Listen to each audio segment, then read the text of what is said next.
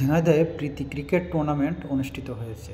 গত 16 ডিসেম্বর মহান বিজয় দিবস উপলক্ষে ফার্মাসিউটিক্যাল রিপ্রেজেন্টেটিভ অ্যাসোসিয়েশন ঝিনাইদহ জেলা শাখা আয়োজিত ও ম্যানেজার ফোরাম সহযোগিতায় ঝিনাইদহ সরকারি বালক বিদ্যালয় মাঠে নক আউট পর্বে ইবনে সিনা ফার্মাসিউটিক্যালের এমপিও হাসান আহমেদের দলকে পরাজিত করে জিসকা ফার্মাসিউটিক্যালের সিনিয়র এমপিও বিএম কামরুজ্জামানের নেতৃত্বে দলটি চ্যাম্পিয়ন। নক আউট পর্বে মোট 4টি দল প্রতিযোগিতায় পুরস্কার।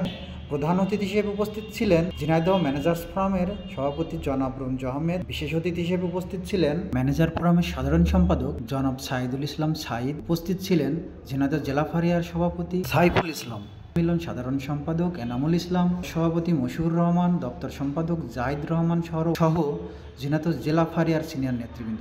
বিস্তারিত দেখুন ঝিনাই টিভি। আমাদের যে ফারিয়া আছে বর্তমান, এই ফারিয়ার ভিতর অনেক ষড়যন্ত্র আছে, ম্যানেজার ফর্ম আছে, তার ভিতরে অনেক ষড়যন্ত্র আছে। তার সব ষড়যন্ত্রকে আমরা রুখে দিয়ে আমাদের কাজকে সামনের দিকে এগিয়ে নেব। আমাদের এই কাজের পথে যারা বাধা হয়ে দাঁড়াবে সেগুলো ঠেলে আমরা সামনের দিকে এগিয়ে যাব, এই পথটা ব্যর্থ করে যাতে। আর আমাদের যে কিছু নিয়মকানুন আছে, নিয়মকানুন মেনে আমরা কাজ করি, এগুলো যাতে সুন্দরভাবে পরিপালন করি সেদিকে আপনারা লক্ষ্য রাখবেন। আর এইগুলো আমি আজকে এই খেলার শুভ উদ্বোধন ঘোষণা করছি।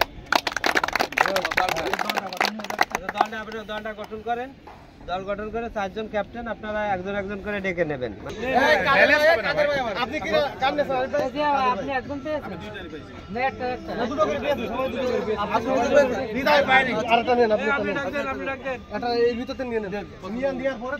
যখন 2টা টিম বা 3টা টিম একসাথে যখন খেলা করবেন, খেলার পরেই যে টিমটা বিজয়ী হবে এটা অনেক ইসের মাধ্যমে, পরিশ্রমের মাধ্যমে সম্ভব।